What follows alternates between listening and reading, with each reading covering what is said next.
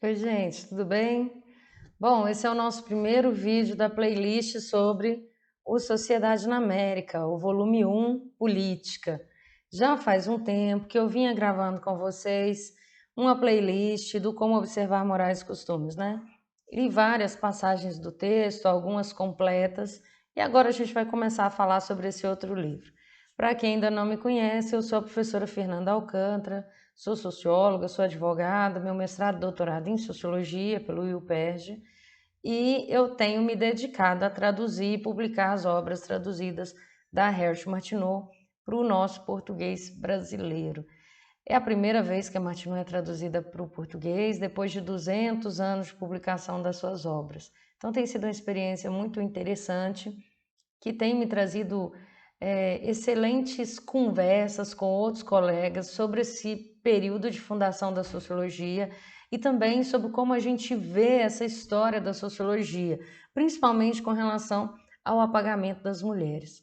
Junto com esse processo de tradução, eu tenho escrito também a minha tese de livre docência para titular e também trabalhado com o curso 200 anos de Sociologia, que é um curso gratuito disponível no meu canal do YouTube, que é onde está sendo veiculado também essa gravação.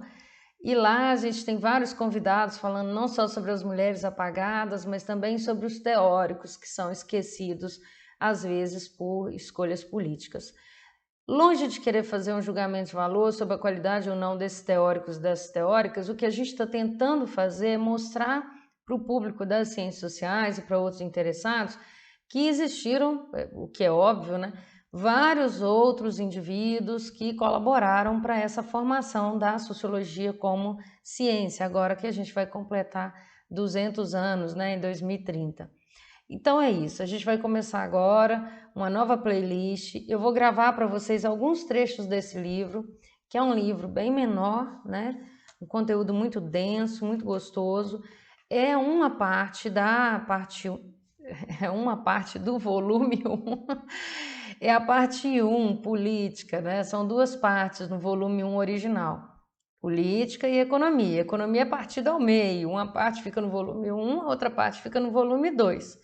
E a gente vai pegar aqui essa que foi publicada, vou mostrar de novo, olha que bonitão que está esse livro. Ele já está disponível para venda no e-mail editora fernandahcalcantara@gmail.com. No meu blog também vocês encontram informações e também no perfil do Instagram, que é Fernanda HC Alcântara, tá bom? Qual parte que eu escolhi hoje? Bom, eu já falei em outros vídeos que a Martineau sempre faz uma introdução, que parece mais um prefácio, porque ela faz uma introdução antes do tema começar e depois ela faz outra introdução. Aqui, para vocês terem uma ideia, ela começa com a introdução na parte 21, a parte que eu editorei, né, traduzi, e depois começa a parte 1, política, na 33, onde ela faz uma introdução ao tema. Características da escrita da Martineau. Extremamente rigorosa quanto aos preceitos científicos, a Martineau vai ter as epígrafes, vai ter citação, vai indicar a fonte, vai indicar percepções, autoria, né? Então a Martineau é uma teórica muito preocupada com essas fontes. Agora, no final dos seus livros não tem aquela lista, aquela bibliografia, né? E eu resolvi também não incluir. Por quê? Para manter a estrutura da obra tal como no original. Eu tentei fazer aquela leitura de tradução, né? Aquela pesquisa de tradução que é chamada de estrangeirante, ou seja, a gente não interfere na estrutura do texto, com raríssimas exceções, como eu conto no prefácio desse livro e contei no do anterior. Por quê? Em algumas questões, por exemplo, epígrafe, a citação que vem junto com o texto, eu decidi separar para ficar mais fácil para o leitor entender o que é da Martineau e o que é ela comentando sobre alguém, né? Para ele não chegar e falar assim, nossa, que susto, achei que fosse dela, uma fala dela, né? Destacar, então, esses elementos de citação para ajudar a auxiliar o leitor a ter um texto mais amigável. Mas foi só isso, tá bom? Então, bora lá, eu vou ler para vocês essa introdução, que é uma aula de metodologia e tem algumas questões aqui muito interessantes. A gente já gastou 5 minutos aí nessa conversa. Se der, a gente lê toda a parte. Se não der, a gente quebra o vídeo em dois, tá bom? Gravo um hoje, depois eu gravo outro. Bora lá, galera. ela começa o livro, né, Sociedade na América, que são originalmente 2 volumes, eu vou transformar na edição brasileira, né, se tudo der certo, se a gente conseguir publicar os próximos 3, e em 4 volumes. Por que eu estou falando se tudo der certo? Porque o livro é autofinanciado, então ele precisa ser vendido para pagar o próximo. Eu empresto dinheiro para a primeira edição, mas ela tem que se pagar e pagar a próxima. Já foram 3 livros publicados, né? O primeiro foi a segunda edição do Meus Clássicos no Cotidiano, depois o Como Observar Morais e Costumes da Martineau, e agora esse é a Política. Então aguardo as encomendas de vocês para que a gente possa financiar o próximo, que é a Economia, que é o maior livro dentro desses 2 volumes, né, do Sociedade na América, a maior parte. Muito interessante, por sinal, quem estuda economia solidária, cooperativismo, sociologia econômica vai amar. Então ela faz uma citação grande da Edinburgh Review e ela vai referenciar aqui a página, vai falar o número, né, que é o 46 da revista, e eu vou ler para vocês, abre aspas. Para capturar um caráter, mesmo que de um homem, sua vida e mecanismo secreto, requer-se um filósofo. Para delineá-lo com verdade e impressividade, é trabalho para um poeta. Como então deve 1 ou 2 lustrosos tutores clericais, com um tanto quanto o escudeiro abatido pelo tédio, ou o especulativo capitão mal pago, dar-nos visões sobre tal assunto? Como deve um homem, para quem todos os caráteres de homens individuais são como livros lacrados, dos quais ele vê somente o título e as capas, decifrar a partir de seu veículo de 4 rodas e descrever para nós o caráter de uma nação? Ele corajosamente descreve sua própria desilusão ótica. Nota isso como sendo incompreensível, esse outro sendo insignificante, muito como sendo bom, muito como sendo mal, e a maior parte de tudo indiferente. E então, com os poucos traços fluidos, completam uma imagem que, embora não possa lembrar qualquer possível objeto, seus compatriotas tomam por um retrato nacional. Nem é a fraude tão prontamente detectada, pois o caráter de um povo tem tal complexidade de aspecto que até mesmo um observador honesto nem sempre sabe, nem talvez depois de uma longa inspeção, o que determinar com relação a ele.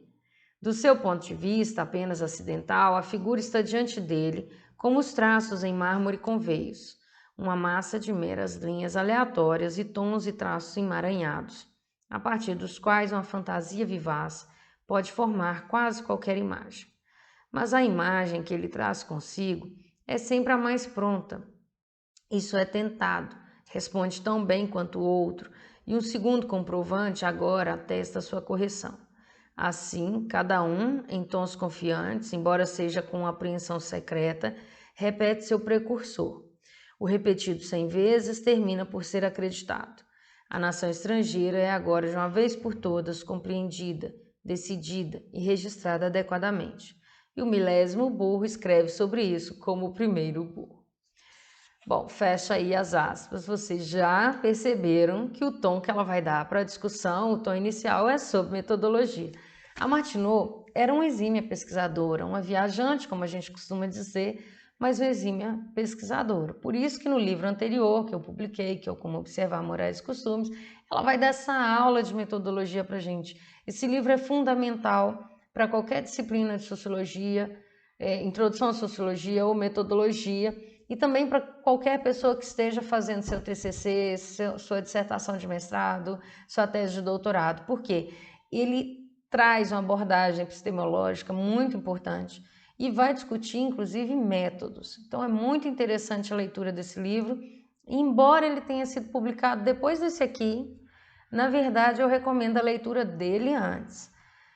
Bom, quando a Martineau estava formulando as ideias, né, já pensando no Sociedade na América, ela vai contar isso lá na autobiografia dela, ela escreve Como Observar Morais e Costumes, um livro que foi sob encomenda a princípio, e ela escreve ele, segundo ela, em 30 dias durante a viagem de volta. Então todas as anotações já estavam prontas, mas anotações com relação a quê? Com relação a isso aqui, com relação à pesquisa que ela fez nos Estados Unidos, de 34 não é 34 agora, né? De 1834 a 1836. E aí, na viagem de volta, ela escreve Como Observar Morais e Costumes. Então, esse livro é muito uma reflexão sobre a pesquisa de campo dela, tá bom? Bora pro texto dessa mulher poderosa, maravilhosa. Então, vamos lá. Essa passagem não pode, exceto atingir o coração de qualquer viajante que planeja dar ao mundo um relato do país estrangeiro que visitou. É o espelho segurado diante de seu rosto. E ele, inevitavelmente, se sente no momento, entre aspas, o milésimo burro. Ela vai sempre entender essa problematização do observado com o observador como uma coisa necessária. Ela é muito crítica com relação a isso, mas ela não acha que tenha que parar de fazer pesquisa. Então ela fala, é possível fazer pesquisa, é possível dar relato sim sobre o que se observa, mas existem questões que precisam ser observadas. E aí ela continua.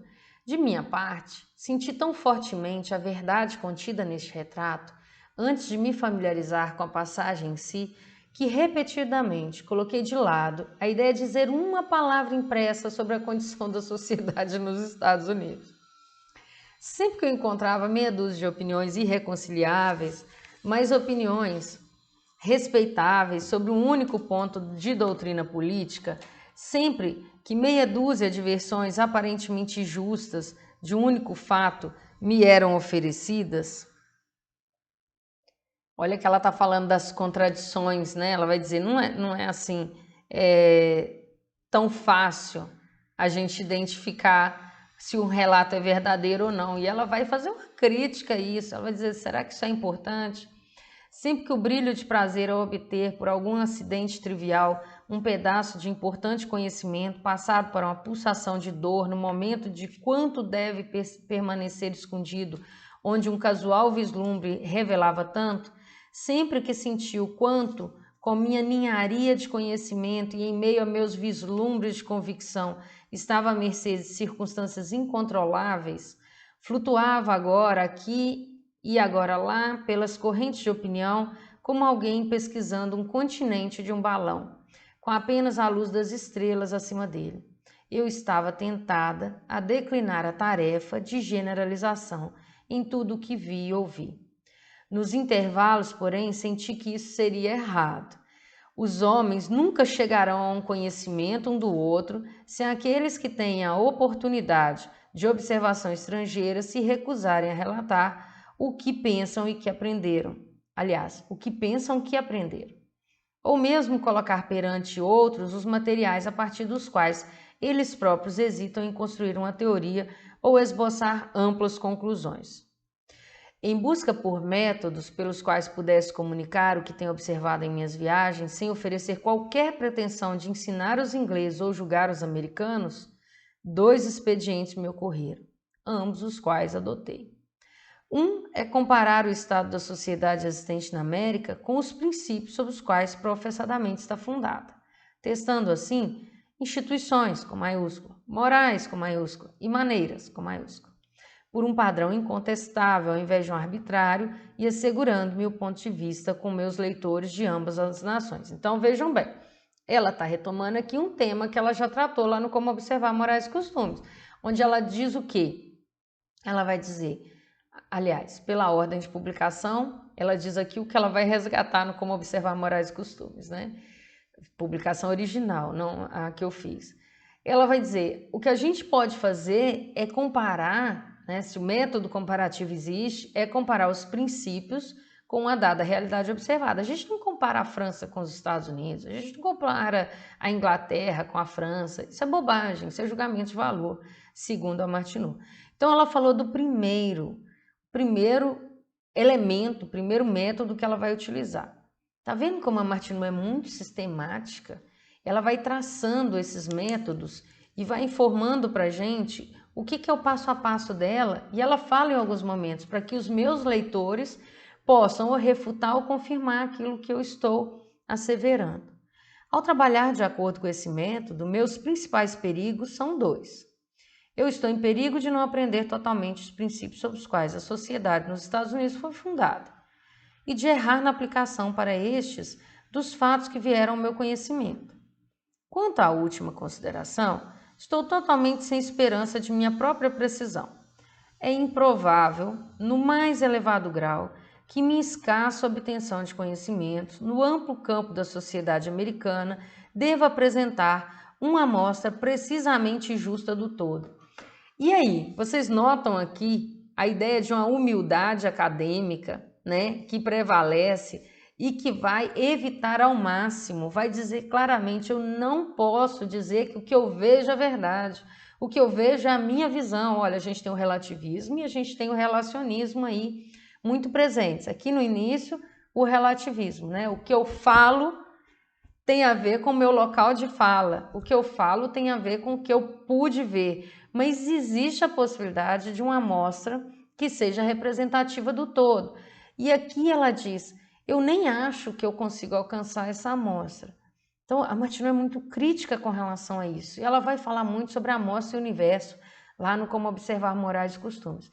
Me permitam, viu, gente, ficar indo lá e cá, porque eu considero esses dois livros como completamente imbricados, ligados, um exemplificando o outro. E aí ela continua no mesmo parágrafo. Eu posso apenas explicar que não poupei esforços para descobrir a verdade em ambas as divisões de minha tarefa. E convido à correção em todos os erros de fato. Isso eu sinceramente faço, assegurando-me, é claro, um juízo igual aos outros em assuntos de opinião. Meus leitores, da parte deles, suportarão em mente que ao mostrar discrepâncias entre uma atual condição e uma teoria pura e nobre da sociedade, não estou encontrando falhas nos americanos, quanto a ficar para trás dos ingleses, franceses ou de qualquer outra nação. Declino completamente a função de censor. Eu não ouso empreender isso. Nem meus leitores, eu confio, considerarão um assunto diferente de como um composto de filosofia e fato. Notem que ela não está falando de sociologia, porque ela ainda não tinha notícia do nome sociologia. Nós estamos falando aqui de um livro que foi publicado em 37. Então, ele foi escrito de 34 a 36. Vocês se recordam que o Comte vai falar em física social em 30? Sociologia ele vai falar em 44? Então, nem existia ainda essa... Bom, não existia o nome publicado na obra, até onde a gente sabe, né, gente? A todo momento a gente pode descobrir coisas novas. Veja a Martineau sendo apresentada para vocês depois de tanto tempo de apagamento. E aí ela continua. Portanto, para eu concluir o raciocínio. Então, ela está falando de uma física social, né? De uma filosofia social, não de uma física social. Física social é o nome que o Comte vai dar. Se nós todos pudermos, de uma vez, acalmar nossos sentimentos pessoais, liberar nossa também consideração pela opinião mútua e colocar o elogio e a culpa tão proximamente quanto possível fora da questão, mais do que é vantajoso para nós, talvez possa ser aprendido do que possa por quaisquer comparações odiosas e julgamentos orgulhosos que sempre foram instituídos e pronunciados. Eu tenho pensado tanto nesse trecho com relação às eleições de 2022. Será que a gente consegue fazer isso? Estamos tão envolvidos, né? Principalmente porque, como nesse livro aqui, a abordagem vai ser sobre a democracia e as formas despóticas, nós estamos tão envolvidos num combate a um despotismo, né, instalado. O outro método pelo qual me proponho a reduzir minha própria responsabilidade é habilitar meus leitores a julgar por eles mesmos, melhor do que posso por eles, quanto o meu testemunho pode valer. Para esse propósito, ofereço um breve relato de minhas viagens com datas incompleto e um relato dos principais meios que usufruí para obter um conhecimento do país. Bom, já temos 20 minutos de vídeo e eu vou parar aqui. A Martineau, então, ela fala que está chamando o leitor, a leitora, para a conversa. Olha, eu vou dizer para vocês, se eu estava de barco, se eu estava de carroção, se eu estava de carruagem, onde eu estive, com quem eu falei, para que vocês digam se esse relativismo que eu estou considerando, se essa visão caleidoscópica, como o professor Jorge Coutinho citou na live que eu fiz com ele na semana passada, né? Se ela é representativa da realidade. Então, em momento algum ela puxa um discurso de autoridade, em momento algum ela vai questionar as possibilidades de recortes da realidade que mostrem outras nuances. E é assim que ela começa o texto, a gente nem chegou próximo do término da introdução, Nós paramos na página 23, né? Começamos na página 21 e vamos com a introdução até a página 29 desse livro aqui, que eu traduzi, editorei e publiquei. O livro, de novo, está disponível, as informações sobre compra, sobre transferência, Pix e a remessa estão lá no Instagram, Fernanda HC Alcântara, tudo junto, assim como o meu nome aqui no canal do YouTube, para ficar fácil de lembrar. E também lá no meu blog, que é o do blogspot.com, que é Fernanda HC Alcântara também. Super simples, né, gente? Lembrou do meu nome, pronto. E o do meio ainda abreviado, você já tem acesso a todas as minhas redes sociais. Um beijo para vocês e até a próxima. Espero que a gente fale muito sobre Martineau ainda, porque ela é riquíssima em contribuições para a gente analisar a nossa realidade hoje. Como diria o Jeffrey Alexander, clássico é aquele que ainda fala com a gente, ainda faz sentido na nossa cabeça. Beijo, gente. Tchauzinho.